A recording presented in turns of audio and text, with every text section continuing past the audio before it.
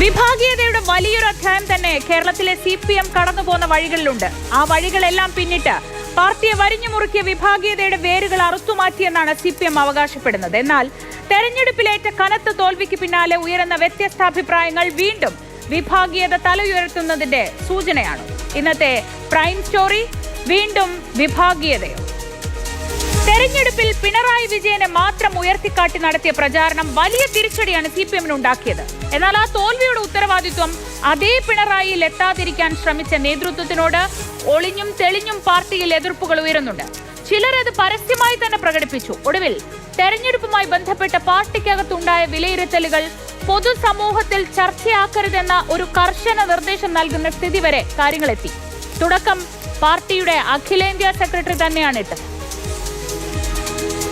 അർഹതയുള്ള ഇയാളെ ഇവിടെ സ്ഥാനാർത്ഥിയാക്കുമ്പോൾ അതിനൊരു വലിയ വിഷയമാക്കിയെടുത്ത് നമ്മുടെ പാർട്ടിയെയും സ്ഥാനാർത്ഥിയെയും ഒക്കെ കടന്നാക്രമിച്ചേക്കാം എന്ന് തിരിച്ചറിഞ്ഞ് ഔചിത്യപൂർവ്വം അത് വേണ്ട, അതിനു പകരം മറ്റൊരാൾ മതി എന്ന് തീരുമാനിക്കാൻ സാധ്യതയുണ്ടെങ്കിൽ, ഞാനുമായി ബന്ധപ്പെട്ട ഒരാളാണെങ്കിൽ അതിനകത്ത് ഞാൻ മുൻകൈ എടുക്കണം. പരാജയം അംഗീകരിച്ചുകൊണ്ട് അതിനുള്ള കാരണങ്ങൾ വിശദമായി പരിശോധിക്കുകയാണ് ഞങ്ങൾ ചെയ്തത്. ഇത്തരത്തിൽ ഒരു വ്യക്തിപരമായ വീഴ്ച സംഭവിച്ചു എന്ന വിലയിരുത്തൽ ഉണ്ടായിട്ടില്ല. ആ രേഖയിൽ ഏതെങ്കിലും വ്യക്തികളെ സംബന്ധിച്ചിടത്തോളം പ്രത്യേകമായി പരാമർശിച്ചിട്ടില്ല.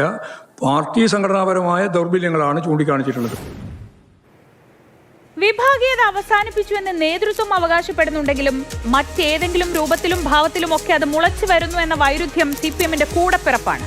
അതാണ് വിഴിഞ്ഞത്ത് അദാനി MSC ഓഹരി പങ്കാളിത്ത കരാറിലടക്കം നമ്മൾ കണ്ടത്. അനിഷേധ്യ നേതൃത്വത്തിന്റെ നിലപാട് അർത്ഥശങ്കയ്ക്ക് ഇടയില്ലാത്ത വിധം EP ജയരാജൻ തള്ളിക്കളഞ്ഞു. വലിയ തോതിലുള്ള അഴിമതിക്കുള്ള സാധ്യതയാണ് ഇതിന്റെ എല്ലാം പിന്നിലുള്ളത്.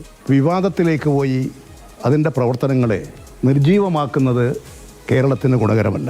ഏതെങ്കിലും ആളുകൾക്ക് അഴിമതി നടന്നു എന്ന പ്രശ്നങ്ങളുണ്ടെങ്കിൽ അവർ അത് ഉന്നയിക്കട്ടെ. വിഴിഞ്ഞത്തെ ഓഹരി കരാർ വിവാദം കൊടുമ്പിരി കൊള്ളുന്നതിനിടെയാണ് അദാനി ഗ്രൂപ്പിന്റെ താൽപര്യങ്ങൾക്ക് കൊടി പിടിക്കുകയാണ് മുഖ്യമന്ത്രി എന്ന ആരോപണവുമായി നേരത്തെ പിണറായി വിജയന്റെ പ്രൈവറ്റ് സെക്രട്ടറി ആയിരുന്ന KK രാഗേഷ് തന്നെ രംഗത്തെത്തിയത്. പക്ഷേ ദിവ്യ SIയെ മാറ്റിയതുമായി ബന്ധപ്പെട്ട വിവാദത്തിൽ രാഗേഷിനെ മുതിർന്ന വനിതാ നേതാക്കൾ തന്നെ തള്ളിയത് ഇന്നലെ നമ്മൾ കണ്ടതാണ്. PK ശ്രീമതിയും KK ശൈലജയും എടുത്ത ആ നിലപാട് പിണറായിക്കും സംസ്ഥാന സെക്രട്ടറിക്കും എതിരായ നിലപാടെന്നും വ്യാഖ്യാനിക്കപ്പെടുന്നുണ്ട്.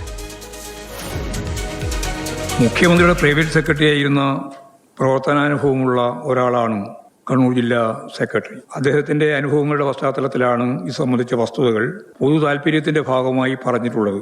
അതിൽ യാതൊരു തെറ്റും ഉള്ളതല്ല. എന്നാൽ പൊതുവായി ഉദ്യോഗസ്ഥന്മാരുടെ മാറ്റത്തെക്കുറിച്ച് ചോദിക്കുമ്പോൾ അങ്ങോട്ടും ഇങ്ങോട്ടും മാറ്റാറുണ്ട്. CPM തളിപ്പറമ്പിലെയും പയ്യന്നൂരിലെയും തോൽവി അവർക്ക് താങ്ങാനാവുന്ന ഒന്നല്ലായിരുന്നു. പക്ഷേ അവിടുത്തെ പ്രശ്നങ്ങൾ മനസ്സിലാക്കി പ്രവർത്തകരുടെ നെഞ്ചിലുണ്ടായ മുറിവുണക്കാൻ CPM തയ്യാറായിട്ടുമില്ല. പാർട്ടി സെക്രട്ടറിക്ക് അവരെന്നും വർഗവഞ്ചകർ തന്നെ. പിന്നീട് മാറ്റിയെങ്കിലും ജയരാജൻ തന്റെ അഭിപ്രായം വ്യക്തമായി തന്നെ പറഞ്ഞതും നേരത്തെ പറഞ്ഞതിന്റെ ഒക്കെ സൂചനയായാണ്.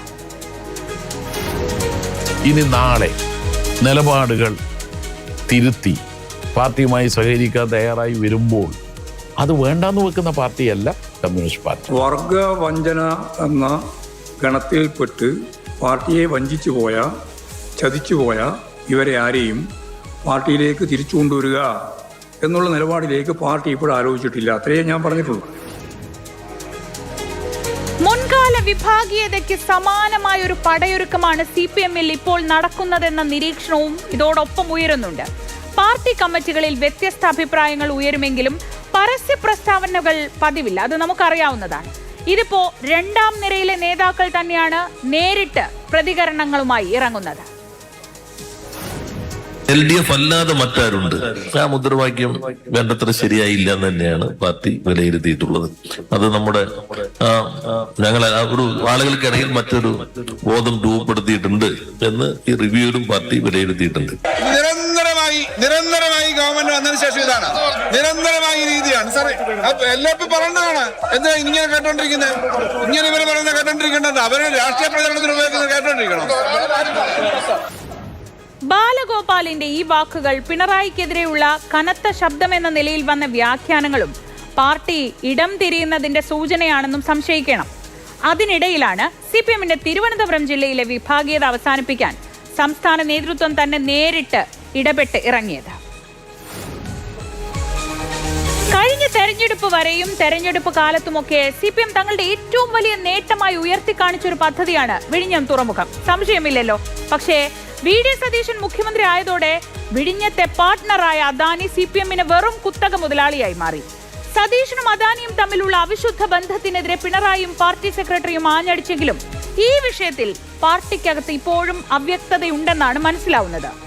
CPM-നുള്ളിൽ ഭിന്നാഭിപ്രായമില്ല എന്ന് പാർട്ടി സംസ്ഥാന സെക്രട്ടറി പറയുമ്പോഴും EP ജയരാജന്റെ നിലപാടിനെ അനുകൂലിച്ചും പ്രതികൂലിച്ചും ഒക്കെ പ്രതികരണങ്ങൾ വരുന്നുണ്ട്.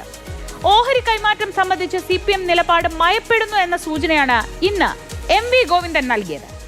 MSCക്ക് ഓഹരി നൽകുന്നതിൽ തെറ്റില്ല എന്ന നിലപാടിലേക്ക് പാർട്ടി പതിയെ എത്തുന്നു. ഓഹരി കൈമാറ്റം പക്ഷേ സർക്കാർ അറിഞ്ഞുകൊണ്ട് വേണം, ചട്ടങ്ങളെല്ലാം പാലിക്കണം. ഇതാണ് പാർട്ടി സംസ്ഥാന സെക്രട്ടറി ഇന്ന് കൂട്ടിച്ചേർത്തത്. CPIM-ന് ഒറ്റ അഭിപ്രായം മാത്രമേ ഉള്ളൂ. 25% ഷെയർ വിൽക്കുന്നതുമായിട്ട് ബന്ധപ്പെട്ട് ഗവൺമെൻറ്റിൻ്റെ മുൻകൂർ അനുവാദം വാങ്ങാതെ CBIയെ സമീപിച്ചത് എന്തടിസ്ഥാനത്തിലാണ്? ചർച്ചകളൊക്കെ പലതും ഉണ്ടായിട്ടുണ്ടാവുന്നു. പതിറ്റാണ്ടുകളായിട്ട് വിഴിഞ്ഞം ചർച്ച നടക്കില്ലേ? അല്ല, അതിനിപ്പോൾ ഞങ്ങൾക്ക് ആരുമായിട്ടും ചർച്ച ചെയ്യുന്നതിൽ വ്യത്യാസമില്ലല്ലോ, അഭിപ്രായ വ്യത്യാസമില്ലല്ലോ. എന്നാൽ സംസ്ഥാന ഗവൺമെൻറ്റിൻ്റെ അംഗീകാരം വാങ്ങാതെ ആ ചർച്ച എങ്ങനെയാണ് അവസാനിപ്പിച്ച് ഡീലുണ്ടാക്കി പോയത് എന്ന ആ ചോദ്യത്തിലാണ് മറുപടി. പാർട്ടി സെക്രട്ടറിയുടെ നിലപാടിന് സമാനമാണ് P രാജീവിന്റെയും അഭിപ്രായം. ഓഹരി വിൽക്കുന്നതിന് കരാറ് പ്രകാരം തടസ്സങ്ങളില്ല. ഓഹരി വിൽക്കുമ്പോൾ 2 കാര്യങ്ങൾ ഉറപ്പുവരുത്താനാണ് പ്രയർ അപ്രൂവൽ. 1 ദേശീയ സുരക്ഷ, 2 പബ്ലിക് ഇൻട്രസ്റ്റ്.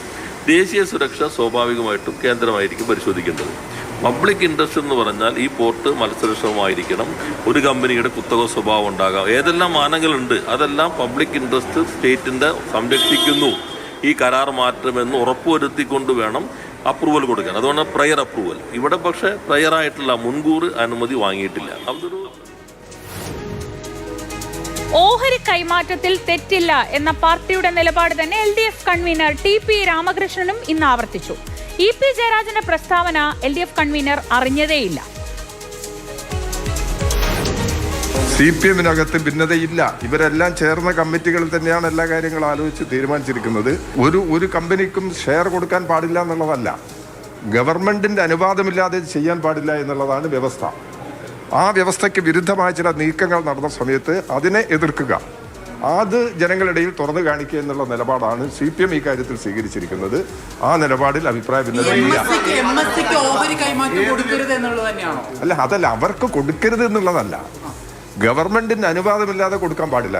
അവർക്ക് കൊടുക്കുന്നതിൽ പ്രശ്നങ്ങളൊന്നും ഇല്ലല്ല, പ്രശ്നം. അപ്പോൾ താങ്കൾ പറയുന്നതാണ് CPM നിലപാടെങ്കിൽ EP പറയുന്നത് അനാവശ്യ വിവാദങ്ങളിലേക്ക് പോകേണ്ട എന്നുള്ളത്. അനാവശ്യ വിവാദത്തിലേക്ക് പോകണ്ട. EP തള്ളുന്ന പ്രശ്നമൊന്നുമില്ല. EP തള്ളുന്ന പ്രശ്നമൊന്നുമില്ല. EP എന്താ പറഞ്ഞെന്നുള്ളത് ഞാൻ കേട്ടിട്ടില്ല. EP തള്ളി പറഞ്ഞില്ല. ഇത് എല്ലാ കാര്യങ്ങളിലും ഈ കാര്യത്തിൽ CPM-ന് ഒരു നിലപാടേ ഉള്ളൂ. അതിലെനിക്ക് കുറച്ച് വിശ്വസിക്കാം. LDF സർക്കാരിന്റെ ഫ്ളാഗ്ഷിപ്പ് പദ്ധതിയെ വിവാദത്തിലേക്ക് വലിച്ചിഴക്കരുത് എന്ന EP ജയരാജന്റെ പ്രസ്താവന പക്ഷേ തള്ളുകയാണ് തോമസ് ഐസക്.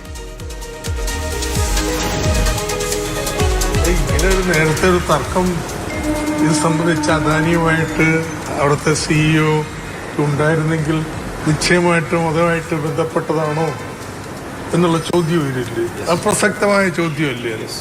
1-2 വിഷയങ്ങളിൽ അദാനി കമ്പനിയുമായിട്ട് തർക്കമുണ്ടായിരുന്ന ഒരാൾ ആ ഉദ്യോഗസ്ഥയെ പെട്ടെന്ന് മാറ്റുമ്പോൾ ന്യായമായിട്ടുള്ള ചോദ്യമല്ലേ?